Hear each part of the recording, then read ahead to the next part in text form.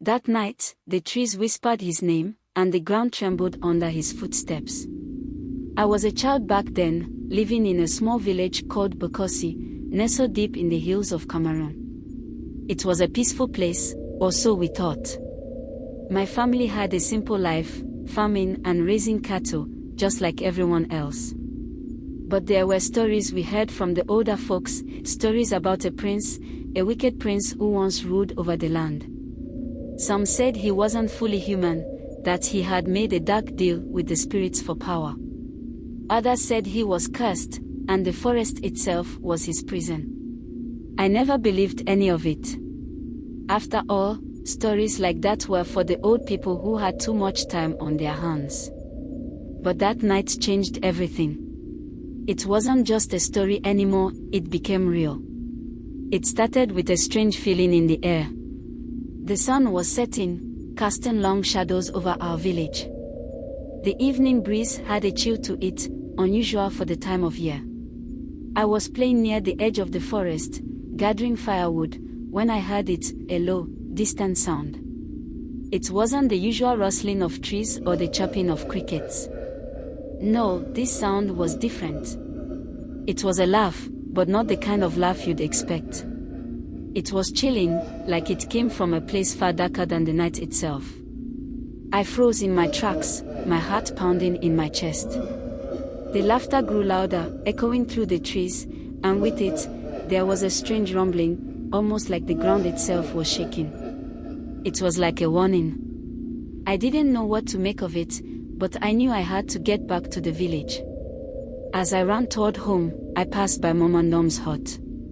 She was an old woman, always talking about spirits and curses, but she had lived longer than anyone else in the village. When I passed by, she grabbed my arm, her grip surprisingly strong for someone so old. "Stay inside tonight, child," she said, her voice shaky. "Do not go near the forest. The prince is restless." I didn't understand what she meant, but there was something in her eyes, fear. I had seen fear in her eyes before, but this was different. This was real terror. That night, I couldn't sleep. The village was quiet, but it felt wrong. My family gathered around the fire, trying to keep things normal. My father spoke of the prince, as he had before, warning us to stay out of his path. The prince, they said, was born into power, but he was not kind. He ruled from his palace deep in the heart of the forest, and no one had ever seen it, no one who came back to tell about it, anyway. The prince would send his soldiers to take what he wanted, livestock, food, even children. Anyone who stood against him was never seen again. Some said the prince didn't need soldiers. He had control over the very spirits of the land. Some said he had made a deal with the darkness itself. I remember my father speaking in hushed tones. "The prince's eyes are not human," he said. "If he looks at you for too long, you lose your soul." I laughed, but the sound was hollow in my own ears. I didn't believe it. How could I? That was just a story. But the next morning, everything changed. People began to disappear. First, it was a woman from the neighboring village. She had gone to fetch water from the river and was never seen again. Then, a farmer. And later, 2 children. They vanished without a trace. It wasn't until my brother, Kong, returned from the forest that I began to understand. He had gone to gather firewood, as he did every morning, but this time, something was different. He was pale, his eyes wide with fear. "I saw him," Kong said, his voice barely a whisper. "I saw the prince." At first, I thought he was just imagining things, but Kong wasn't the type to make up stories. He explained how he had ventured deep into the forest when he saw a figure standing in the distance, surrounded by a thick, black fog. The figure was tall, unnaturally tall, with eyes that glowed in the dark. When Kong looked into those eyes, he couldn't move. He felt like something had taken control of him, like the prince was inside his head, watching him, waiting. He smiled at me, Kong said. And when he smiled, I knew he was not human. I couldn't breathe. I couldn't move.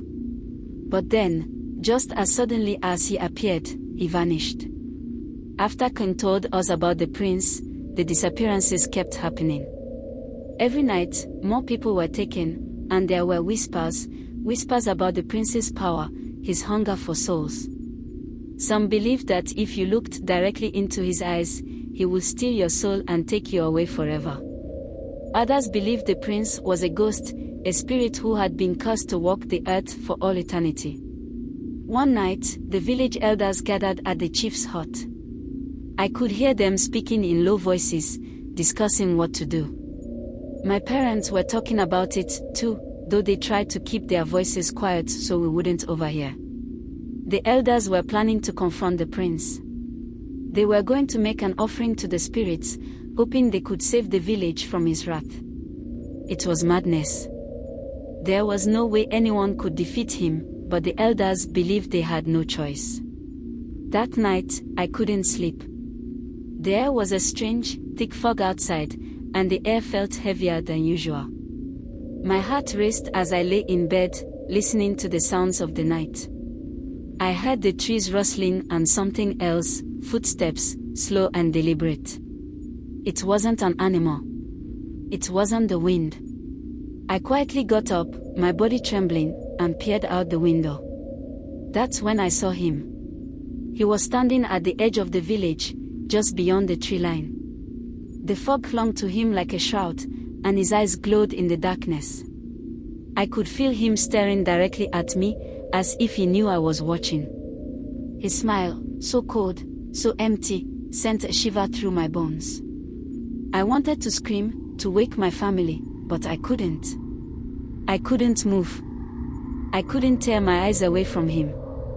And then, just like that, he was gone. The next morning, the village was different. The elders, who had gone into the forest to confront the prince, were all dead. Their bodies were found in the clearing, twisted and contorted in ways that defied nature. Some said the prince had done it. Others said the spirit of the forest had turned on them. But I knew the truth.